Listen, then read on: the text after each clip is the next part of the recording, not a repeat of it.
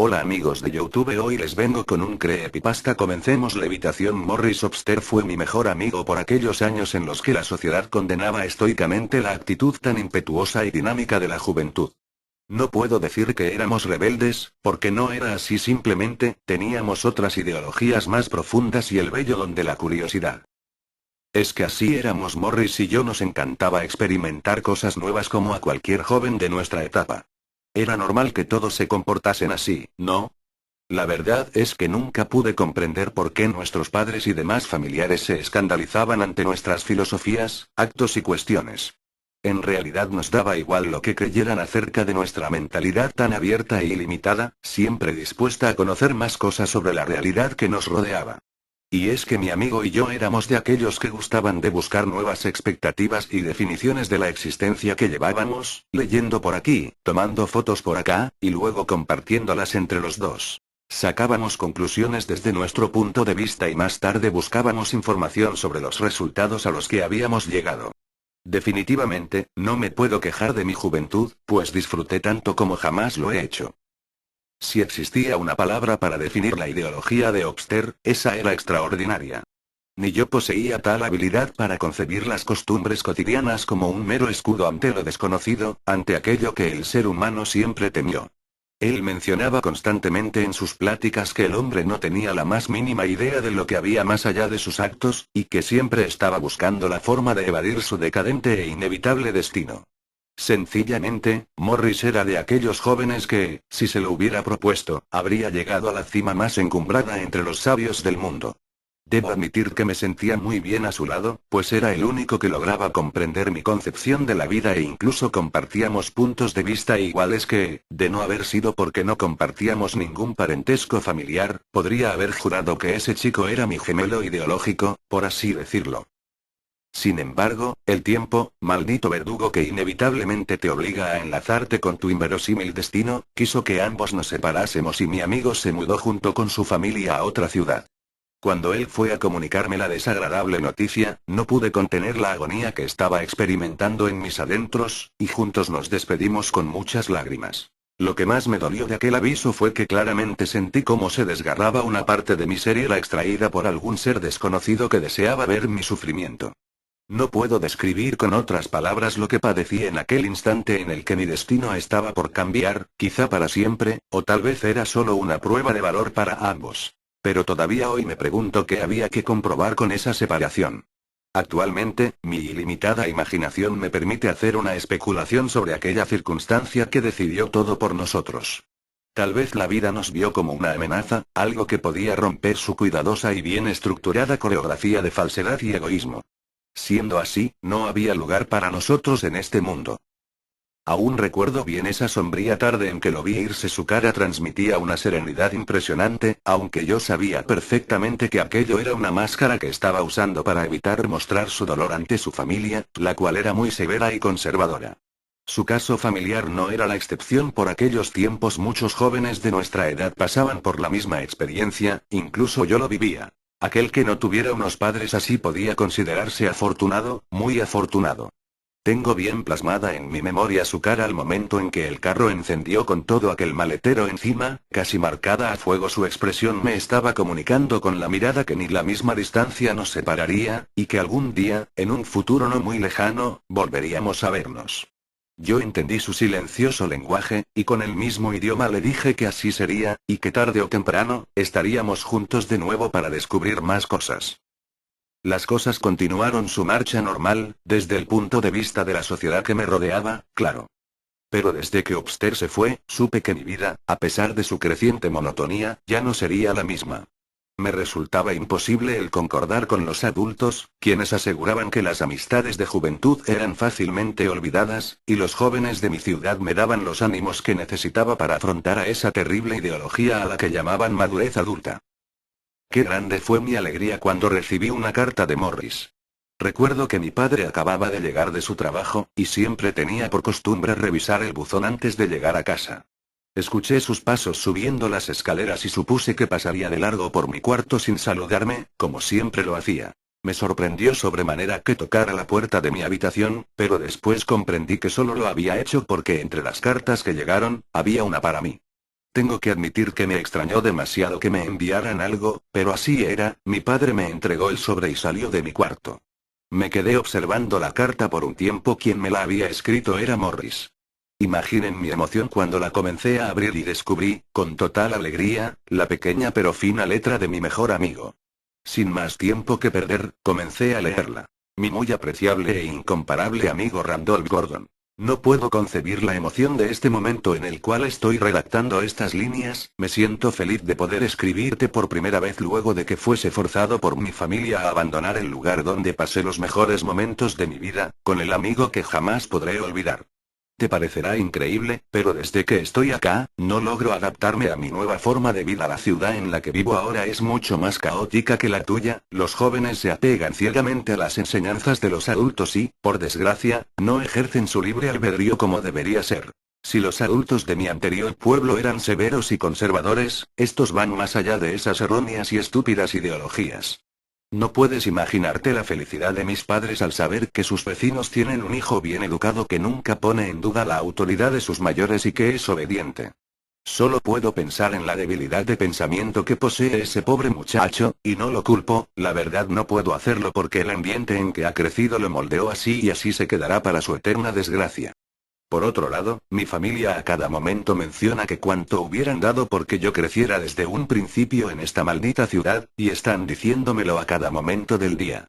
En la escuela soy visto como el rebelde sin causa y he tenido choques de personalidad con todos los profesores, incluso con la directora. Me han llamado varias veces la atención por defender mis justos derechos y cada vez que me pongo en contra de los pensamientos tan cerrados de mis maestros, mis padres son citados para conversar con ellos, y los exhortan a que me pongan en mi lugar o alguien más lo hará un día. Ellos, como siempre lo has sabido y es costumbre del lugar donde estás, dicen que se avergüenzan de mí. Que debería aprender a comportarme como el hombre que soy y que definitivamente tendrán que enseñarme a levitar. No entiendo a qué se refieren con eso, pero sospecho que no es nada bueno. Randolph, sé que te sonará ridículo, porque jamás me escuchaste mencionar algo similar cuando estábamos juntos, pero por primera vez en mi vida tengo miedo hacia el destino que me depara con esta putrefacta sociedad. ¿De qué tengo pavor? Del modo de ver las cosas de los adultos son tan ambiguos que se puede esperar cualquier cosa de ellos. Me decidí a escribirte esta carta a escondidas de mis padres. Bien sabes que ellos nunca te vieron con buenos ojos porque eres igual a mí en pensamiento, del mismo modo en que tus padres me veían mal a mí. Supongo que algunos patrones de conducta siempre permanecen, y ese es el caso de nuestras familias, ¿no lo crees? Tengo deseos de que vengas a visitarme, quiero verte. No sabes el terror que vivo día con día al saber que la juventud de este lugar en realidad no existe, solo son adultos en proceso de madurez. Me aterra ver que nadie piensa por sí mismo y se apegan como un perro a su dueño a las ideas de los mayores, es simplemente macabro. ¿Hacia dónde va este decadente sistema? No tengo la menor idea, pero he decidido que en cuanto tenga mayoría de edad, me iré de este enfermizo lugar que no hace otra cosa más que reprimirme demasiado. Sé que te veré pronto porque responderás a mi llamado, sabiendo que tú tienes más posibilidades de venir a verme, y tienes conciencia de ello. Junto con esta carta he anexado un mapa de mi ciudad actual, en él realicé unas señalizaciones para que encuentres mi casa. En el dorso se encuentra mi dirección completa, junto con instrucciones precisas para que no te equivoques de domicilio. Si hago todo esto es porque me urge verte, necesito hablar con una persona que me entienda y me ayude a soportar esta situación. Creo que empiezas a comprender cómo me siento. Después de todo, admiro tu habilidad para ser empático, cosa que aquí nadie posee. Amigo mío, quisiera comunicarte más cosas por este medio, pero entiendo que las palabras que deseo compartir contigo no podrían ser escritas. Espero tu próxima venida y recuerda que siempre contarás con un amigo leal en la distancia y en la eternidad, así como yo sé que siempre estarás conmigo en las buenas y en las malas. Tu mejor e incondicional amigo, Morris Obster. Confieso que en un principio, la carta me llenó de mucha motivación y alegría, pero conforme me fui acercando a su desenlace, me sentí frustrado y a la vez preocupado. No sabía la difícil situación que estaba viviendo Morris, y yo que pensaba que mi vida era terrible. Sin pensármelo dos veces, empecé a idear un plan para que mis padres me llevaran a visitar a mi amigo. Les diría que en la carta que me envió me comunicaba que estaba enfermo y que el médico le había recomendado absoluto reposo, por lo cual me escribió y me solicitaba que le llevase algunos libros para su entretenimiento mientras permanecía en cama. Con aquella estrategia en mente, me dirigí al cuarto de mis padres y les dije sobre la supuesta enfermedad que tenía mi amigo, les rogué que fuéramos a verlo y, sorpresivamente, ellos accedieron sin que les insistiera demasiado. Me comentaron que primero tendrían que pedir permiso en el trabajo de mi padre y en mi escuela para ausentarnos, asunto que resolverían al día siguiente. Yo estaba que no cabía en mí de la emoción, iría a ver a Morris después de tanto tiempo. Al tercer día nos encontrábamos empacando algunas maletas para quedarnos unos días con la familia Obster, pues mis padres consideraban que resultaría interesante relacionarse más con los progenitores de mi amigo. Salimos rumbo a la ciudad donde Morris se había mudado junto con su familia, y con ayuda del mapa que me envió, logramos dar con la casa sin equivocarnos de dirección. Mi corazón saltaba de la indescriptible felicidad que sentía al saber que de nuevo vería a mi gran amigo de toda la vida. Me bajé del auto casi al mismo tiempo que mi padre se estacionaba, corrí hacia la puerta de entrada mientras gritaba el nombre de Morris. La puerta se abrió mientras la señora Obster me dedicaba una sonrisa que, hasta hoy, no dejo de considerar que poseía una pequeña sombra de felonía. Pregunté por mi amigo, y con el tono más dulce e hipócrita que había escuchado jamás, su madre me contestó que él estaba en su habitación levitando. No sé por qué, pero en ese momento sentí una terrible punzada en el pecho, sobre todo porque Morris me había mencionado que esa palabra acrecentaba su temor con respecto a sus padres y la forma en que ellos la concebían. Le pregunté a la señora Obster en dónde estaba el cuarto de mi amigo. Ella seguía manteniendo su falsa sonrisa mientras señalaba hacia las escaleras que conducían al segundo piso, al tiempo que mencionaba que Morris había estado sumamente inquieto por mi llegada, y que ahora se pondría feliz de verme. No había acabado de darme la información cuando corrí con mucha rapidez mientras ascendía hacia la segunda planta de la casa. Cuando llegué a la puerta que supuse que sería la de mi amigo, noté que estaba cerrada, así que toqué al mismo tiempo que le avisaba a Morris que ya había llegado. Solo escuché la voz del señor Obster contestándome que pasara, pues mi amigo estaba en esos momentos muy ocupado levitando. Otra vez escuché esa palabra que me retorcía las entrañas. Con mucha lentitud abrí la puerta, pues pensé que Morris estaba quizá reflexionando sobre algo muy sumido en sus pensamientos para que no me contestase, y además, ¿qué hacía su padre con él en su habitación? Mis pensamientos fueron cortados de tajo mientras observaba, boquiabierto, algo que jamás creí que vería en la vida real. Ahí, en medio del cuarto, estaba mi amigo literalmente levitando, tal y como lo habían mencionado sus padres. No lo podía creer, no lo quería creer. Empecé a entrar en un estado de shock mientras seguía mirando a mi amigo, en su rostro se dibujaba esa misma expresión que me había dedicado el día que se fue de mi ciudad, serenidad, una tranquilidad infinita y esa particular sonrisa suya que me dedicaba cuando decía que todo iba a salir bien. Continué viéndolo, realmente levitaba, pues sus pies no tocaban el suelo. Era increíble, pero cierto. Recuerdo que escuché decir a su padre que ahora Morris, gracias a la levitación, aprendería a comportarse como un joven de buenos modales y que sería un gran ejemplo para mí de ahora en adelante. La cara del señor Obster expresaba alegría y orgullo, no podría estar más feliz de su hijo. Desperté en el Hospital General de la ciudad, rodeado de las preocupantes miradas de mis padres. Me dijeron que me había desmayado por la emoción de volver a ver a mi amigo, pero sabía que decían eso para tranquilizarme. Como solo había sido un desvanecimiento temporal, el médico me dio de alta enseguida. En la sala de espera estaban los padres de mi amigo, felices que mi desmayo no hubiese pasado a mayores. Pregunté una y otra vez por Morris a sus progenitores, y ellos, con una gran sonrisa de satisfacción, solo se limitaban a decirme que ahora él era un chico muy educado y obediente, y que debería estar orgulloso por ser amigo de un muchacho así. Yo simplemente no podía creerlo. Me puse histérico y les grité enfrente de todos los que se encontraban ahí y de mis padres que estaban completamente locos, que su retorcida ideología no conocía límites y que no había ningún motivo para estar feliz por haberlo obligado a convertirse en lo que ahora era. Las personas del hospital se quedaron mirando conmocionados aquella escena, jamás habían visto a un joven alzarle la voz así a sus mayores. Mis padres estaban avergonzados por mi supuesto escándalo y me sacaron a rastras de aquel indiferente lugar. Nadie hizo nada para defender mis ideas, nadie, y sé que nadie jamás lo hará, no en esa maldita y putrefacta ciudad.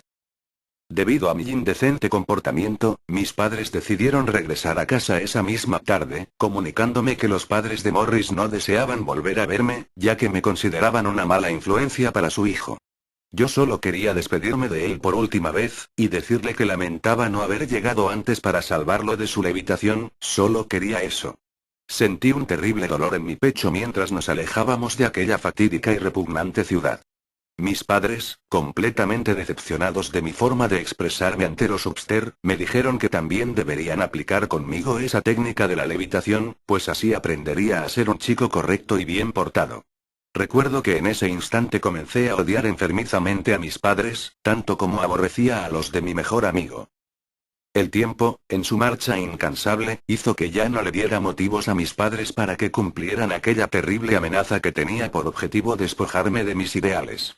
En cuanto cumplí la mayoría de edad, abandoné la casa porque no soportaba vivir con aquellos dos seres tan aborrecibles. Me mudé a un pequeño poblado, lejos de mi antiguo hogar. Puedo decir que ahora llevo una vida tranquila, pero no feliz. El recuerdo de la sorprendente levitación de mi amigo me persigue a todos lados. La última vez que lo vi, su cara me volvía a decir que algún día estaríamos juntos para siempre, y jamás lo dudé. Creo en su palabra y siempre seguiré creyendo en ella, a pesar de que él ya no será nunca lo que alguna vez conocí. Pensándolo bien, yo tampoco quiero seguir siendo lo que soy ahora. He leído su carta muchas veces en mis tiempos de soledad para sentirme acompañado, y siempre se ha quedado marcada en mí, tal y como si fuese un tatuaje, aquella palabra que le dio un sentido nuevo a la vida de mi amigo y estaba por formar parte de la mía. Seguramente, si me vieran mis padres, estarían orgullosos de mí. Sin dilación, termino de escribir estas líneas para decirles a todos ustedes que la experiencia de la levitación me servirá para comprender por qué mi amigo tenía esa expresión en su rostro aquel día. Era muy pacífica. Sé que ninguno de ustedes comprenderá el motivo que me lleva a hacer esto, pero solo quiero saber qué sintió mi amigo cuando su padre lo hizo levitar. Sin más demora, tomo una resistente soga y la amarro bien en el techo de mi casa, me aseguro de que esté bien atada y formo un nudo corredizo en su punta libre. Me colocaré ese lazo alrededor de mi cuello y entonces al fin estaré con mi amigo, al fin comprenderé a sus padres y al fin me sentiré libre para dejar este maldito mundo. Creo que por eso Morris estaba tan relajado mientras levitaba. Ahora sentiré esa misma calidez que su familia le hizo sentir al convertirlo en un hombre de bien. Levitaré, sí, para que mis pies jamás vuelvan a tocar este inmundo suelo. Más levitación. Creepypasta en español. Creepypastas.com. Weblink X37R6WWWBS. Followus @creepypastas on Twitter. Creepypastas on Facebook.